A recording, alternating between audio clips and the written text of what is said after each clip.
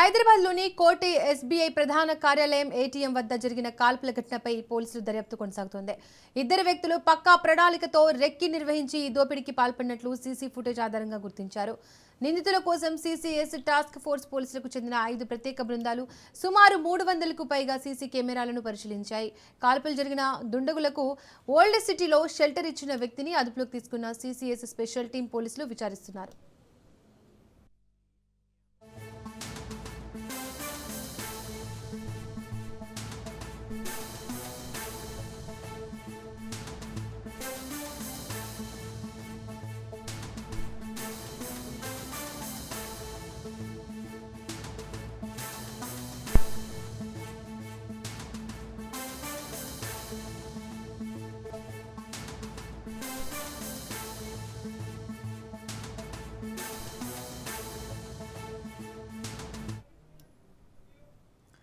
ఇదే అంశానికి సంబంధించి మరింత సమాచారాన్ని మా ప్రతినిధి ప్రవీణ్ అందిస్తారు.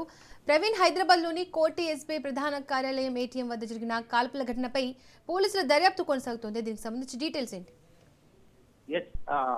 అయితే పోలీసుల దర్యాప్తు అయితే కొనసాగుతుంది. హైదరాబాద్ కోటి ప్రాంతంలో ఉన్న ఎస్బీఐ ఏటీఎం వద్ద కాల్పుల ఘటన కీలకం పెట్టింది. ఏటీఎం వద్ద ఉన్నటువంటి సమయం లోపల గుర్తు తెలియని దుండకులు కాల్పులు జరిపితే అతని నుండి పరారైన ఆ ఘటనకు సంబంధించి సమాచారం అందుకున్న వెంటనే పోలీసులు సంఘటన స్థలానికి చేరుకుని విచారణ ప్రారంభించారు. అయితే కాల్పుల తర్వాత దుండగులు తలదాచుకునేందుకు ఓల్డ్ సిటీ ప్రాంతానికి చెందినటువంటి ఒక వ్యక్తి సహకరించినట్లు పోలీసులు గుర్తించారు. దుండగులకు ఆశ్రయం కల్పించడంతో పాటు వారికి అవసరమైన సదుపాయాల్ని కల్పించినట్లు కూడా ప్రాథమిక దర్యాప్తులో తేలింది. ఈ మేరకు సిసిఎస్ స్పెషల్ టీం పోలీసులు ఆ వ్యక్తిని అదుపులోకి తీసుకొని అయితే అరెస్ట్ చేసి విచారిస్తున్నారు. అరెస్ట్ చేసిన నిందితుడి విచారిస్తున్న సమయంలో దుండగుల కదలికలను, వారు ఉపయోగించిన మార్గాలను, ఆయుధాలు ఎక్కడి నుంచి సమకూర్చారన్న అంశాలపై కీలక సమాచారం లభించినట్లు తెలుస్తుంది.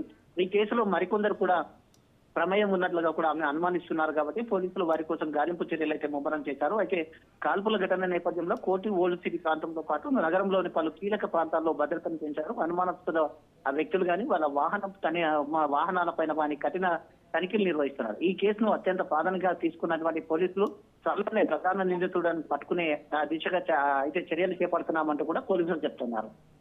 ప్రవీణ్, ఈ కేసులో ఎంతమంది నిందితులు ఉన్నట్లుగా పోలీసులు అనుమానిస్తున్నారు?